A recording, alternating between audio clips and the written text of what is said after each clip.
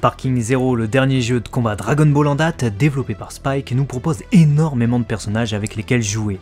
Le roster est composé de 182 personnages, soit le même nombre de persos que le nombre de participants aux éliminatoires du 22e Tenkaichi Budokai.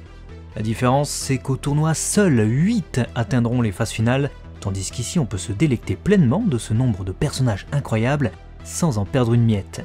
Pourtant des miettes, ou plutôt de gros morceaux, on en a perdu entre temps, puisqu'entre Sparking, sorti chez nous sous l'appellation Budokai Tenkaichi en 2005, puis Sparking Neo en 2006 et Sparking Meteor en 2007, on avait déjà de beaux rosters avec un panel de personnages incroyables. Entre Sparking Meteor et Sparking Zero, on a donc gagné de nouveaux personnages, mais on en a aussi perdu 32. Juste pour le fun et pas pour déprécier la hype, je vous propose qu'on s'attarde sur ces personnages autrefois présents dans les précédents opus, mais qui ont disparu au lancement de Sparking Zero.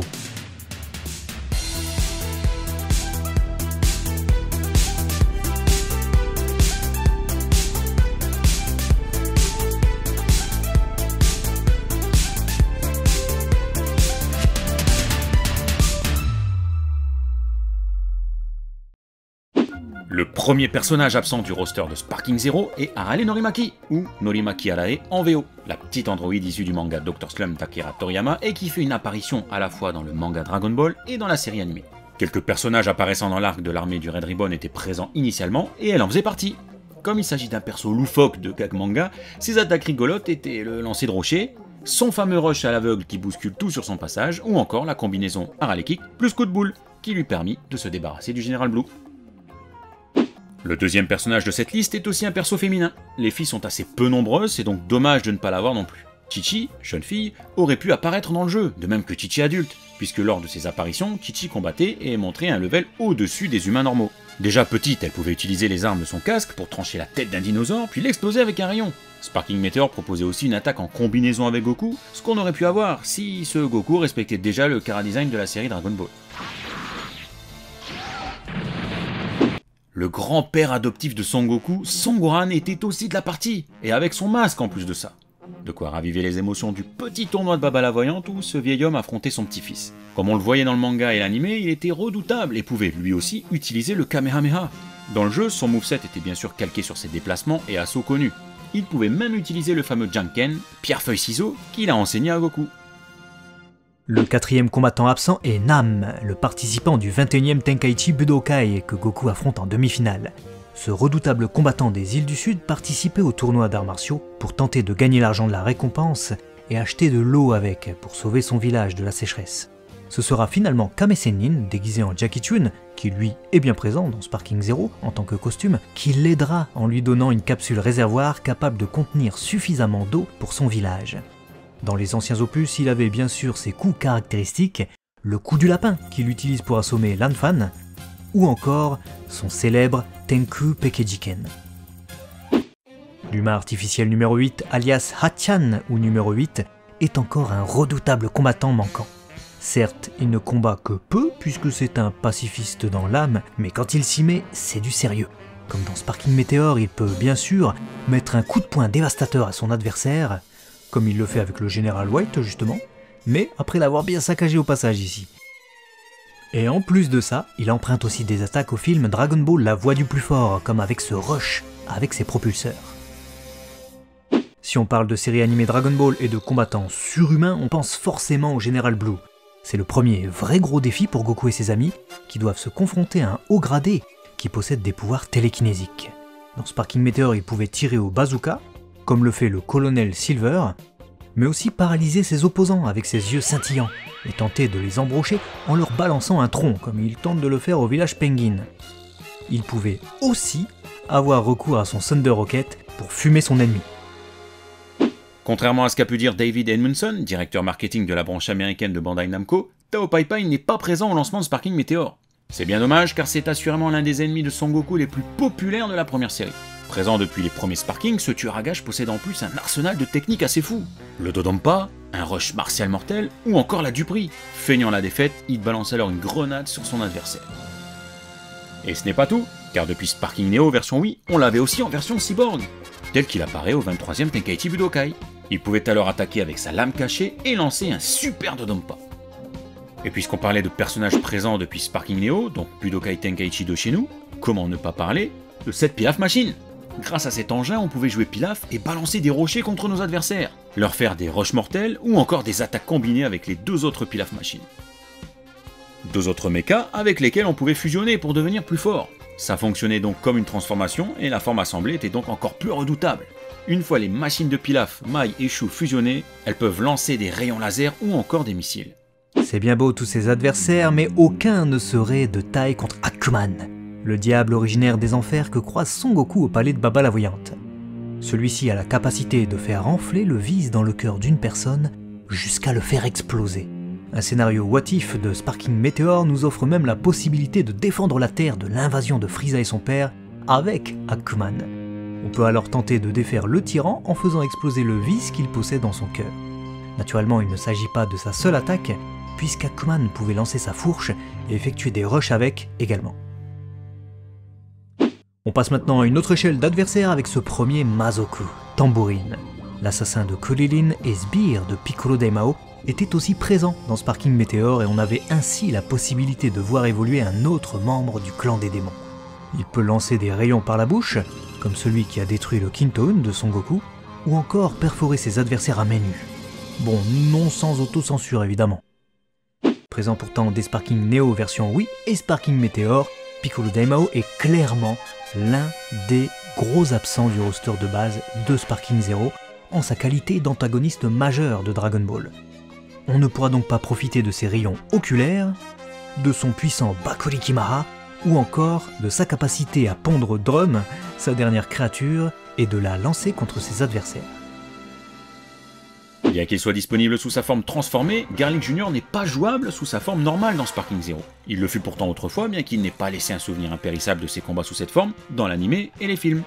Il peut cependant tabasser ses adversaires, lancer un rayon avec les yeux, ou encore des boules de ki pour faire sauter ou danser ses adversaires, comme il le faisait avec le Tout-Puissant dans le premier film. Kula, l'antagoniste principal du 5e film de DBZ, est bien présent dans Sparking Zero, mais pas Sauzer, son subalterne.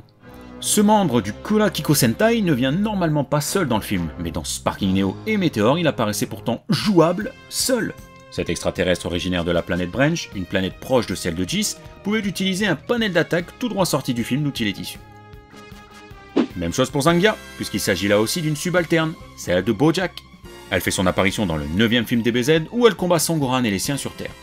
Celle-ci n'en était d'ailleurs pas à sa première apparition dans les jeux vidéo, puisqu'en 1993 on l'avait déjà dans Super Butoden 2 sur Super Famicom. Elle apparaissait également dans Raging Blast 2, sorti en 2010, entre autres.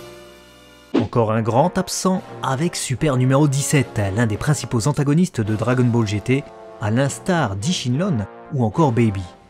L'ultime humain artificiel ne figure pourtant pas dans cette liste des personnages disponibles au lancement de Sparking Zero, et c'est bien dommage car il était redoutable. Tout le monde se souvient encore de son terrible Flash Bomber, quasiment inesquivable, ou encore de sa puissante boule électrique de l'enfer, ou Dengeki Jigoku Dama, qui explose tout sur son passage. Ce Shinlon, l'un des plus célèbres dragons maléfiques de DBGT, d'abord adversaire puis allié de Goku, c'est aussi l'un des plus appréciés parmi ses frères. Maître de la chaleur, il lance des attaques de feu sur ses ennemis, comme le Burst Attack, une vraie boule de feu qu'il balance presque comme un Kamehameha. Et que serait le scénario du 12e film DBZ sans Paikuhan? Je vous le demande. Bah écoutez, c'est ce qu'on va pouvoir vérifier dans Sparking Zero, puisque ce perso créé pour les fillers de la série télé Dragon Ball Z est designé tout spécialement par Toriyama Sensei, ne sera pas présent. Dans les Sparking, on pouvait le jouer et reproduire l'Hyper Tornado, son assaut dévastateur contre Cell, ou encore son Thunder Flash.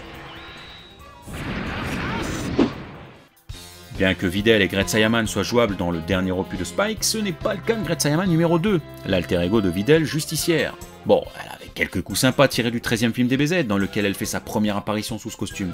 Mais son rush de base restait quand même celui de Videl contre Popovich. En costume, ça pourrait tout aussi bien le faire. Peut-être qu'on profitera de la remise en avant du personnage avec Dragon Ball Daima, puisque pour le coup, Shin a totalement été oublié par le développeur Spike. Le Kaioshin de l'Est n'est pas présent, alors pourtant qu'on le voit combattre dans la série. Notamment le terrible Majin Buu. Parmi ses coups principaux, il a notamment le Kiai. Et dans le jeu, il pouvait même t'enchaîner les mains dans le dos, en plus de t'exploser avec un puissant double Kikora. On avait aussi la chance de pouvoir jouer sa coalescence avec Kibito, la fusion Kaioshin avec les Potala, Kibito-shin. Comme on l'a jamais vu combattre dans la série, ce personnage ne possédait que des coups imaginés par les développeurs. La technique de Shin en plus puissant notamment, et un rush qui le faisait utiliser des attaques de sumo. Le soldat de Frieza Banane, présent depuis Sparking Neo, et à nouveau présent dans le nouvel opus, ne venait pas seul à l'époque, puisqu'on avait aussi la possibilité de jouer Appul, le subalterne de Frieza tué par Vegeta qui sortait à peine de la Medical Machine. Celui-ci fut ajouté avec la version Wii de Sparking Neo, et c'était un petit plaisir que de le retrouver face à Vegeta par exemple, ou à d'autres guerriers de l'arc Namek. Bardock est présent, Frieza est présent, mais il nous manque le roi Vegeta pour être au complet. Le père de Vegeta était jouable dans Meteor avec l'apparence qu'il a dans la série télé Dragon Ball Z.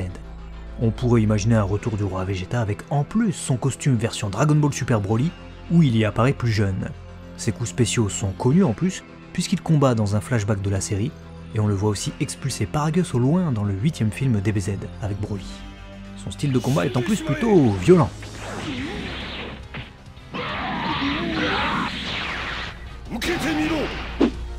Depuis Sparking Neo, la plupart des Saiyans de sang pur avaient aussi une transfo supplémentaire. C'est le cas du roi Vegeta également dans Sparking Meteor puisqu'il peut utiliser une Power Ball pour se transformer en singe géant, comme le fait son fils. Bardock, qui est aussi jouable dans Sparking Zero, avait aussi la capacité de se transformer en singe géant dans les précédents opus, comme il le fait dans le premier TV Special DBZ. Celipa, la guerrière de sa team dans ce même épisode spécial, était elle aussi présente dans Budokai Tenkaichi 3 et pouvait elle aussi se transformer en singe géant. Comme la majorité des Ozaru, elle peut balancer des Kikora par la bouche et des rochers, mais possède aussi un rush fracassant où elle écrabouille ses adversaires avant de shooter dedans. Dans les anciens opus, on avait aussi un singe géant nu, qui pouvait aussi bien être Goku que Gohan, puisque sa dénomination était singe géant, entre parenthèses guerrier de caste inférieure. Ça aurait pu s'avérer fort utile pour faire des scénarios avec l'un ou l'autre, mais dans le jeu, il était en fait une transformation pour Son Goku ado. On termine non pas avec un, mais carrément 3 personnages additionnels dans la même lignée. Raditz Singe Géant, un personnage qui apparaît relativement peu dans les jeux vidéo, puisqu'il n'apparaît jamais transformé ainsi dans le manga ou l'anime, bien qu'on se doute qu'il puisse évidemment se changer en singe géant les nuits de pleine lune. Nuits de pleine lune justement respectées pour aider sa transformation. Mais aussi Nappa, transformé en singe géant. Pas de grosses différences physiques avec les autres Ozaru, contrairement à Raditz qui conservait des cheveux longs. Puis te laisse transformer lui aussi sous sa forme simiesque. Naturellement ce dernier utilisait une Power Ball tout comme il le faisait pour forcer Gohan à se transformer dans le 3e film DBZ. Malgré l'énorme roster de Sparking Zero, mine de rien, ça en fait des personnages absents. Après, avec l'ajout de nombreux personnages de Dragon Ball Super, série qui n'existait pas à l'époque des jeux PS2, c'est pas si étonnant. Il y a des sacrifices à faire. Certains que l'on comprend, d'autres moins. Et vous, que pensez-vous de ces personnages? Lequel auriez-vous voulu voir dans Sparking Zero? Et pour qui nourrissez-vous encore de l'espoir pour un futur DLC, pourquoi pas? Dites-nous tout ça en commentaire. Partagez la vidéo pour donner des idées aux développeurs et montrer aux autres fans que nos anciens jeux PS2 et Wii avaient déjà de beaux rosters. Et à très vite sur DB Times pour d'autres vidéos. Dragon Ball! Matane!